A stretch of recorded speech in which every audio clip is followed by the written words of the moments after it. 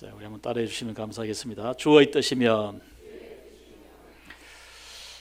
누구나 살아가면서 다 계획을 세웁니다. 여러분 수시로 계획을 세우기도 하고 세운 계획을 이렇게 뒤돌아보기도 하는 그런 생활을 우리가 하지요. 하루의 생활을 시작하면서 하루의 일들을 머릿속에 이렇게 오늘 무슨 일을 하지, 또 무슨 일을 먼저 하지, 뭐 이런 생각을 계획을 합니다. 이제 3일 지나면 2026년 새해를 저와 여러분들이 맞이하게 되는데 참 하나님의 은혜입니다. 오늘 하나님의 은혜였습니다라고 우리 고백하며 찬송을 드렸는데 새해를 맞이하게 되는 것도 하나님이 우리에게 주신 선물이라 그렇게 믿습니다. 할렐루야. 새해에 대한 기대를 우리가 다 가지면서 새해에 대한 나름대로의 그런 계획을 저와 여러분이 세울 줄로 그렇게 믿습니다. 꼭 필요하고 우리 삶의 중요한 일이기 때문이죠. 아무런 계획이 없다든지 또 그냥 막 닥치는 대로 살겠다, 여러분 이렇게 하는 생활은 우리 그리스도인으로서 합당한 생활이라 여러분 이렇게 말할 수가 없는 것입니다. 그래서 우리는 삶을 계획할 때 내가 하는 일이나 또 우리가 주님을 섬기는 신앙생활이나 계획할 때 우리가 주의해야 할 것이 있습니다. 오늘 야고보 사도께서는 우리에게 계획을 세울 때 이러한 것을 명심해라 라고 우리에게 이렇게 가르칩니다. 오늘 우리가 함께 읽은 말씀을 보시면요, 어느 도시에 가서 1년을 지내면서 돈을 벌겠다라는 사람이 나옵니다. 여기 이제 돈을 벌겠다 하는 사람은 장사해서 이제 일을 하겠다는 사람인데, 물론 유대인들을 두고 말하는 것이죠. 유대인들은 예나 지금이나 굉장히 장사에 밝은 사람들이에요. 장사를 잘하는 사람들이에요.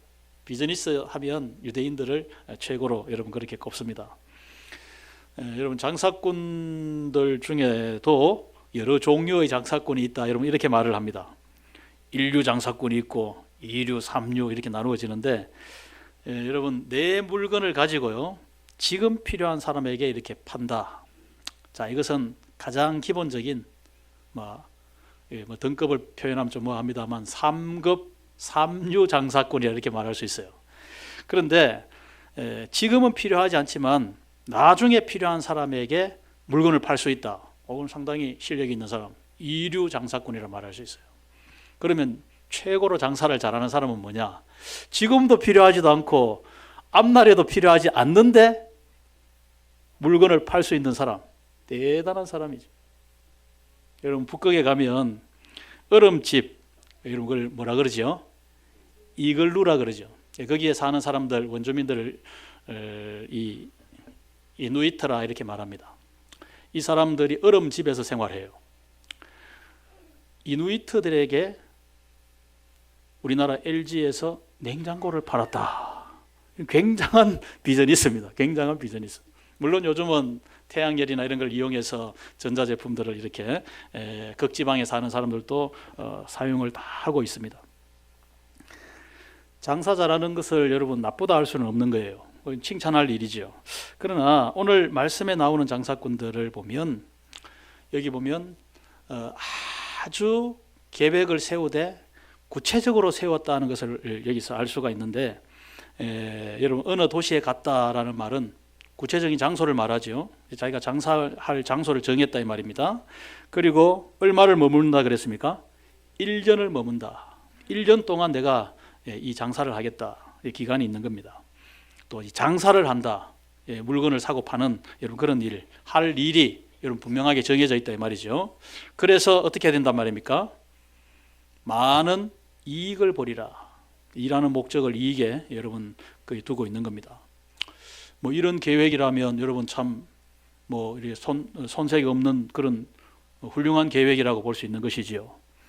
그렇지만 오늘 야고보 사도께서 우리에게 이 한 이야기를 통하여서 이 참 좋은 계획이라고 여겨지는 이 이야기 속에 문제가 있다는 거예요. 이렇게 우리 그리스도인들이 계획하고 살아서는 안 된다는 것입니다. 중요한 것을 고려하지 못했다는 그런 뜻입니다. 아니 왜 무슨 문제될 게 뭐가 있습니까? 내가 먹고 살기 위해서 열심히 일해서 장사해서 돈을 벌겠다는데 뭐가 잘못됐느냐? 여러분 오늘 읽은 말씀 가운데 그것을 우리에게 가르쳐 줍니다. 우선 우리가 14절에 있는 말씀을 여러분 우리가 한번 보겠습니다. 14절 시작. 내일 일을 너희가 알지 못하는도다. 너희 생명이 무엇이냐? 너희는 잠깐 보이다가 없어지는 안개니라. 여기 보면 우리의 생명을 무엇으로 표현하고 있습니까? 안개니라.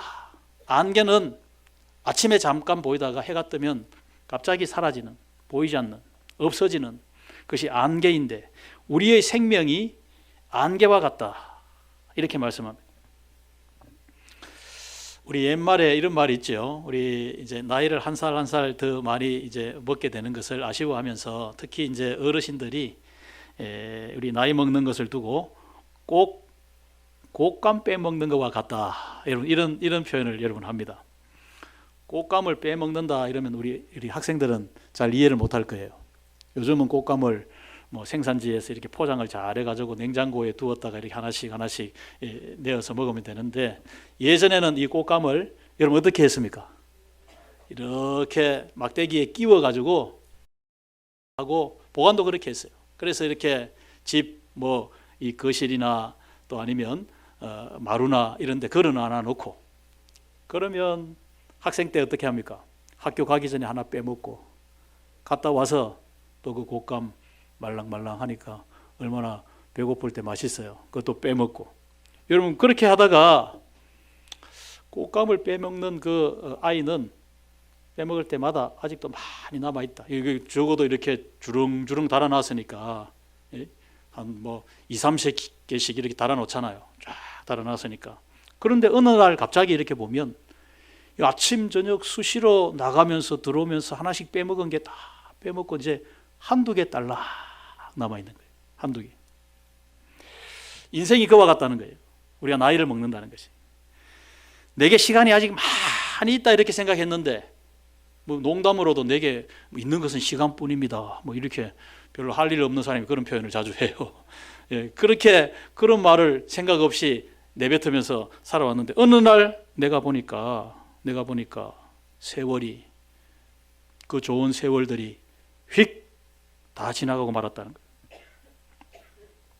세월이라고 하는 것은 나이가 들수록 더 빨리 지나간다 이렇게 말합니다. 우리 이제 초등학생들이 이제 방학을 하지 않습니까? 우리 초등학생 때는 방학을 한다 이러면 개학 날짜는 까마득한 미래이기 때문에 그 생각을 깊이 하지 않습니다. 왜냐하면 한 달, 2달 여러분 이렇게 방학하는 그 날들이 정말로 길게 느껴졌어요. 예, 정말 놀아도 실컷 놀았어요. 실컷.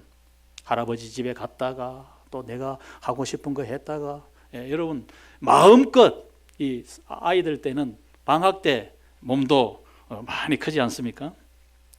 뭐 개학하는 날짜 신경 안 씁니다. 우리 국군 장병 중에 한 분이 여기 앉아 계시는데 시간의 어떤 느낌은 다 사람마다 달라요. 훈련소에 딱 들어가면 여러분 훈련 5주 혹은 6주 굉장히 짧습니까? 길게 느껴집니까? 길게 느껴져요. 하루하루 그냥 몸이 얼마나 고단하고 힘이 듭니까? 이런 식으로 군대 생활을 내가 해야 된다. 이러면 참 먼저 어떻게 내가 해낼까? 여러분 그런 마음 빨리 제대하고 싶은데 시간이 안 가는 거예요. 시간이 안 가는 거예요. 그러나 여러분 나이가 들고 나면 한 달이라는 세월이 정말 며칠 지나갔는 것처럼 이 1년이라는 세월이 여러분 한두 달 지나갔는 것처럼 그렇게 느껴진다 이 말입니다. 모세께서도 이렇게 고백을 했습니다. 우리의 연수가 70이요 강건하면 얼마라고요? 80이라도 신속히 가니 날아가나이다. 세월이 날아간다는 거예요. 날아간다. 오늘 또 말씀을 통하여서 그런가 하면 14절에 우리가 아침 안개와 같은 인생이다라는 것을 인식하라는 거예요. 그러면서 또 우리에게 무엇을 말씀하시는가 하면 우리가 무엇을 알지 못한다라고 말했습니까? 14절에 보면 내일 일을 알지 못한다. 내일은 고사하고 우리는 한두 시간 일도 뒤의 일도 우리는 사실은 알지 못합니다. 우리 사람은 그래요. 사람. 여러분, 오늘 야고보 사도의 말씀에 참 저와 여러분을 향하여서 주시는 교훈이 뭡니까? 1년 동안 장사 열심히 해서 이익을 많이 남기겠다, 열심히 살아가겠다, 참 좋은 생각이고 좋은 계획인 것 같은데, 이 사람아, 인생은 짧다. 내일 일을 너가 알지 못한다. 그럼 어쩌겠다는 겁니까? 인생은 이렇게 허무하니까 빨리 지나가는 거니까 뭐 대충 살아라. 인생 무상인데 뭐 그렇게까지 애쓸 필요 있나? 뭐 이건 허무주의적인 그런 여러분 교훈을 주는 겁니까? 그것은 아닙니다.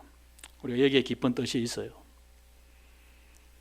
지난 주간에 제가 아는 분한테 문자를 받았는데, 자기 시부모님이 같이 주무시다가 돌아가셨다는 거예요. 그런 일도 있나? 연세가 이제 물론 좀 많으신데, 신기하게도 그 시부모님들이 생일도 같으시다는 거예요. 생일도. 나이는 같지는 않는데 생일도 같으신데 돌아가신 날짜가 똑같다. 나중에 알고 보니까 그 실에 불이 났는데 그 연기 때문에 이제 같이 돌아가셨다. 얼마나 자녀들이 놀랐겠어요. 예? 정말 인생이 여러분 이럴 수도 있다. 예, 여러분 요즘 뭐 보험 제품 상품들이 다양하게 나오는데, 어떤 면에서 보면 우리의 삶에 어떤 도움을 주는 이제 그런 지혜로운 일이다, 이런 생각을 가집니다. 그러나 이 보험이라는 그 제도 자체가 여러분 보장은 아니지요. 보장. 내가 생명보험에 들었다, 내 생명이 보장받는 것입니까? 여러분, 그런 것은 아니에요. 그런 것은 아니에요. 가장 안전한 보험이 있다면 내 삶을, 내 생명을 주인이신 하나님께 맡기고, 하나님이 나에게 주신 이 건강과 또 지혜와 삶의 모든 하나님의 은혜들을 내가 잘 선용해서 감사하는 마음으로 우리가 열심히 살아갈 뿐입니다. 우리나라 경제 부흥기예요. 70년대, 80년대 여러분 칼라 TV가 이제 막 보급이 되고 여러분 이런 때에 정부에서 저축을 장려하기 위해 가지고 그 저축상을 전국에 이렇게 선발을 해가지고 연말이나 이때가 되면 저축상을 시상을 했어요. 제가 잊혀지지 않는 그 기사 그 모습 가운데, 뉴스 가운데 하나가, 전에도 제가 여러분에게 좀 소개한 적이 있습니다만은 1등상을 받은 할아버지가 계시는데 서울의 그 시장에서 지게꾼을 하시면서 정말로 한 푼 한 푼 힘들게 그렇게 한 푼 한 푼 안 쓰고 안 입고 덜 먹고 이렇게 해서 모았는데, 그 당시에 얼마를 모아서 저축상을 받았는가 하면 정말 하루에 벌 수 있는 돈이 얼마 많지 않는 그런 때였지만 5천만 원을 모았어요. 당시에는 엄청난 큰 돈입니다. 그래서 1등상을 받았는데 시상식이 끝나고 이 기자가 이렇게 질문을 하는, 할아버지 소원이 무엇입니까? 망설이지도 않고 다시 5천만 원을 모으는 겁니다. 다시 5천. 그 할아버지가 있던 그 고생한 그 모습이나 이게 얼굴에 주름에 다 나타나 있고, 이 참 몸 이 전체가 참 고생에 찌들린 그런 몸인데 5천만 원은 고사하고 얼마 모으지 못해서 곧 세상을 떠나실 것 같은데 본인은 그렇게 생각을 하고 있는 거예요. 예. 돈 모으는 게 나쁘다는 게 아니에요. 돈 모으다가 그냥 죽는 인생이라면 허망한 인생 아니겠느냐. 그 일만 하다가, 그 일에만 하다가 그냥 끝나버리는 인생이라면. 앞으로 1년 동안 돈을 벌겠다. 여러분, 이 이야기 속에 저와 여러분은 그리스도인들이기 때문에, 그러면 내가 하나님을 예배하는 그러한 시간은 언제 있냐? 주님께서 나에게 하라고 하는 주님의 일은 내가 언제 하느냐? 오늘 이 야고보 사도의 이야기 속에 당사자가 있다면 그 돈 좀 벌고 난 다음에, 내 안정되고 난 다음에 하면 되지요. 이렇게 혹시 답을 하려는지는 모르겠습니다. 여러분, 돈을 벌고 난 이후에 그 이후의 삶은 누가 보장합니까? 누가 보장합니까? 돈 벌고 나서 내가 하나님을 찾는 사람이 되겠는가? 하나님 예배하는 사람이 되겠는가? 우리 학생들 잘 들으세요. 우리 초등학생들을 이렇게 참 5명이 나란히 이렇게 앉아서 이렇게 원래 4명 앉는 자리인데 아주 사이좋게 앉았는데 또 이 6명 이렇게 초등학생 6명 졸업 이렇게 수료하게 되었는데, 나 좋은 대학 들어가고 난 다음에 예배 생활도 열심히 하고 목사님이 시키는 일도 교회 일도 열심히 할래요. 중학생이 되면 여러분 그런 학교와 공부가 늘어나고 또 막 경쟁이 이제 더 치열해지고 이런 생활 속에 주일 예배는 가끔씩 가고 이런 생각을 하는 학생들이 참 많아집니다. 중고등학생 졸업하고 난 다음에 대학 가서는 그 대학의 자유로운 어떤 그런 문화에 그냥 생각 없이 휩쓸려 가지고 대학생이 되고 나면 교회를 잘 안 가요. 이건 우리 한국 교회 지금 현실입니다. 좋은 대학 들어가고 난 다음에 내가 예배 생활 잘 하겠다. 그 이후에 그걸 누가 보장합니까? 내가 그래도 괜찮은 남들이 부러운 직장에 들어가고 난 다음에 월급이라도 좀 받는다라고 이렇게 하고 난 다음에 제가 물질로 교회 봉사하겠습니다. 그렇게 생각하거나 말하는 사람이 제대로 하는 사람, 제 목회하면서 많이 보지를 못했습니다. 내 집이라도 마련하고 난 다음에 주님 교회에 섬기겠습니다. 우리 현실적으로 생각을 해보면 지금 제가 자료를 잠깐 보니까 서울에 지금 올해 아파트 매매 평균 가격이 얼마냐? 14억 5천이라 그랬어요. 평균 가격입니다. 평균 가격. 그 직장에서 월급 받아가지고 14억 5천을 언제 모읍니까?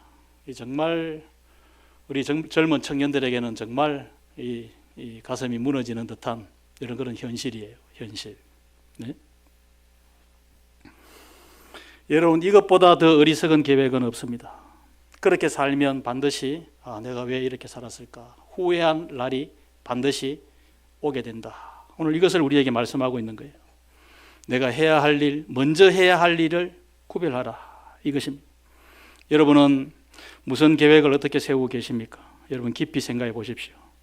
좀 돈부터 많이 벌고 난 다음에, 좀 더 즐기고 난 다음에, 나중에 그때 하겠다. 예수님은 마태복음 6장 33절에 보면 그런즉 너희는 먼저 그의 나라와 그의 의를 구하라 그랬습니다. 이 말씀의 의미는 깊은 의미인데, 오늘 하루를 살아가면서 내가 해야 할 일이 많지만 나는 하나님의 사랑받는 하나님의 자녀입니다. 하나님의 자녀로서 내가 어떻게 오늘 생각하고 판단하고 사람들과 대화하고 어떻게 생활해야 하는가, 이것을 생각하라는 거예요. 그렇게 생활하라는 거예요. 그러면 네가 바라고 또 구하는 이 모든 것을 하나님이 더하여 주신다. 채워주신다. 예수님이 그렇게 우리에게 가르쳐 주셨습니다. 또 우리에게 교훈합니다. 주의 뜻이면 이라는 자세를 가지고 살라는 거예요. 주의 뜻이면. 주의 뜻이면. 여러분, 오늘 이 이야기 가운데 나오는 유대인들, 이 문제가 뭡니까? 내가 계획을 아주 참 이 알뜰하게 세워서 어느 도시에 가서 1년간 열심히 일해가지고 이 내가 할 수 있는 이 전문 일, 장사하는 일, 이걸 해가지고 이익을 많이 남기겠다. 이 참 알뜰한 생각을 했는데 이 사람의 생각 속에 결정적으로 누가 없단 말입니까? 하나님이 없는 거예요. 내 생각만 있지, 내 계획만 있지. 네? 내 인생에 내가 계획하고 내가 노력하고 내가 일하면 다 할 수 있다. 마음대로 다 된다.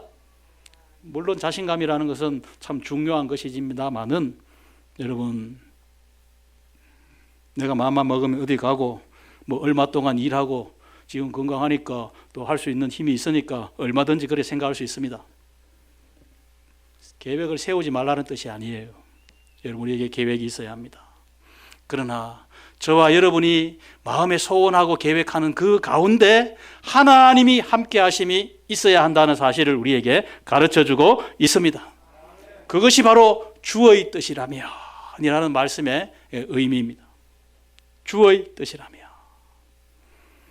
올 한 해만 한번 생각해 보십시오. 올 초에 참 나는 오늘 올 한 해 동안 이렇게 이 계획을 세워서 이렇게 좀 이루어졌으면 좋겠다. 우리 가정에, 여러분의 사업에 이런 많은 계획들이 있었는 줄로 압니다. 내 계획대로 여러분 된 것이 여러분 과연 어떤 것이 있습니까? 물론 계획된 대로 그 이상으로 된 것도 있겠습니다만 아쉬운 것도 여러분 참 많이 있을 거예요. 잠언서에는 사람이 자기의 길을 계획할지라도 그 걸음을 인도하시는 분은 여호와시라 이렇게 말씀합니다.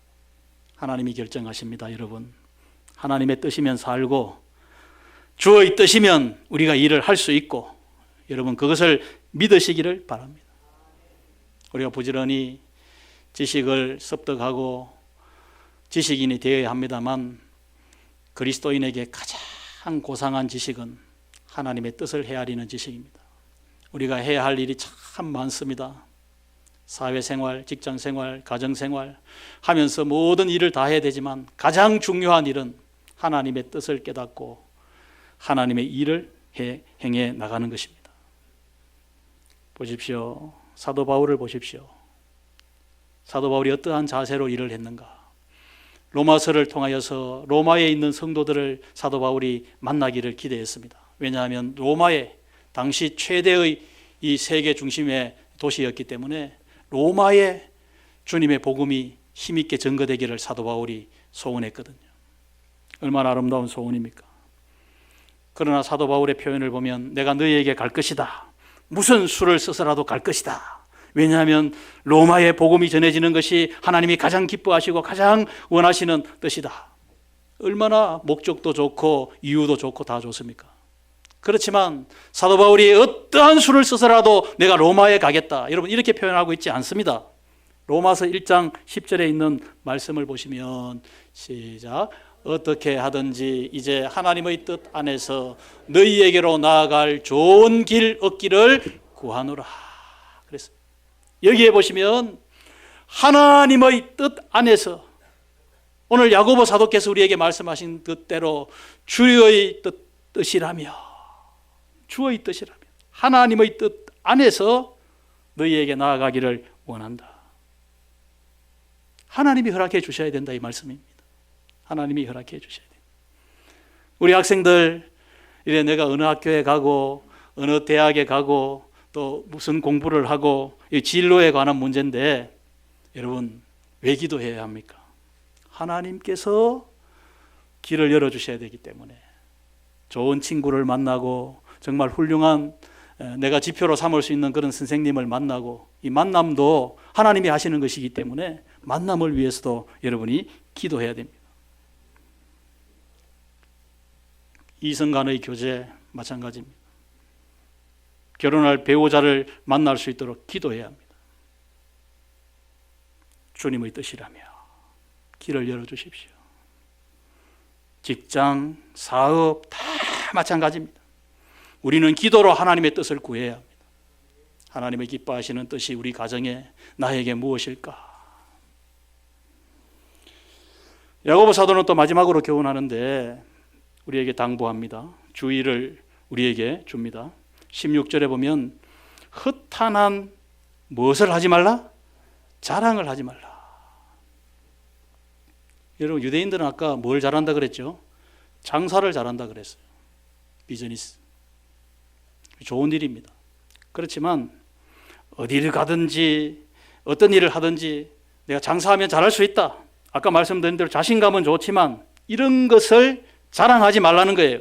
이걸 허탄한 자랑이다. 왜냐하면 하나님이 없는 나만의 생각이고 나만의 계획이기 때문에 이것을 함부로 자랑하지 말라. 너희 생명이 안개와 같고 하나님이 허락해 주셔야만 너가 그 일을 할 수 있는 것이기 때문에 이러한 자랑은 허탄한 자랑이다. 이런 자랑하면 하나님 의지하지 않아요. 이런 자랑하기 시작하면 기도하지 않습니다. 사도 바울도 예수님 만나기 전에는 자랑할 것이 참 많은 사람이에요. 당시에 로마 시민권을 가졌어요. 모든 사람이 부러워하는, 유대인이었지만 로마 시민권을 가진 사람이에요. 가말리엘 문화에서 율법 공부를 한 사람이에요. 오늘날로 말하면 최고 인류 대학을 나왔어요. 최고의 선생님에게 지도를 받았어요. 학벌, 지식, 유대인 중에 유대인이었다. 가문, 모든 데 있어서 빠지지 않는 사람이에요. 그러나 예수님 만나고 난 이후에 사도 바울은 그런 자랑하는 것을 배설물처럼 여겼다 그랬어요. 예수님을 알아가는 것이 내 인생의 가장 소중한 지식인 것을 깨닫고는, 여러분, 사람이 가진 지식이 내가 버린다고 해서 버려집니까? 버려지는 것은 아니에요. 그렇습니다. 그렇기 때문에 우리 학생들은 참 교양 도서다, 또 베스트셀러다, 손에 잡히는 대로 무조건 읽어야 돼요. 그 지식이 예수님 만나기 전에는 자기를 나타내고 자기를 돋보이게 하는 그러한 지식으로 사용되었지만, 예수님 만나고 나니까 그러한 지식이 나를 위해 쓰여지는 것이 아니라 예수 그리스도를 자랑하고 예수 그리스도를 증거하는데 사도 바울이 가진 탁월한 그러한 지식들이 쓰여지는 거예요. 나를 위해서 쓰지 않고 주님을 위해서입니다. 주님을 위해서입니다. 그래서 사도 바울은 십자가만 자랑하고 예수님만 자랑했다. 심지어 예수님 때문에 고난받은 상처도 영광스러운, 자랑스러운 상처다. 자랑이 달라졌어요. 자랑이. 여러분, 올 2025년도도 아직 오늘까지 포함하면 4일이나 남았습니다. 하나님이 허락해 주신다면 이 4일이라는 시간 결코 짧은 시간이 아닙니다. 올해 내가 부족했던 것, 참 주님 보시기에 부실했던 것, 4일이나 남아 기도로 보충하시고 결심으로 보충하시고, 짧은 시간이 아닌 줄로 믿습니다. 하나님이 나에게 건강을 주셨다. 하나님이 나에게 이렇게 참 활용할 수 있도록 이런 물질, 이런 경제적인 힘을 주셨다. 이 은혜요, 하나님의 축복인 줄 아셔야 합니다. 새해를 맞이하면서 그냥 맞이하는 것이 아니라 시간의 주인 되시는, 내 생명의 주가 되시는 주님을 인정하고 내가 세월을 허송하지 않겠다는 그런 다짐이 여러분 이 연말에 우리 모두에게 필요한 줄로 믿습니다. 다음이 아니라, 내 다음에 하겠다가 아니라 지금 건강을 다음에 주시겠다 하면 어떻게 되겠습니까? 지금 나에게 건강 주셨을 때, 지금 나에게 힘 주셨을 때 주의 일을 하겠다, 주님을 위해서 살겠다. 이게 인생의 지혜인 줄로 믿습니다. 그래서 오늘 주신 말씀이, 야고보 사도의 이 교훈이 저와 여러분의 삶의 지혜가 되어져서 하나님 보시기에 아름다운 삶을 살아가는 저와 여러분, 우리 모두가 다 되어주시기를 주의 이름으로 축복합니다. 아멘.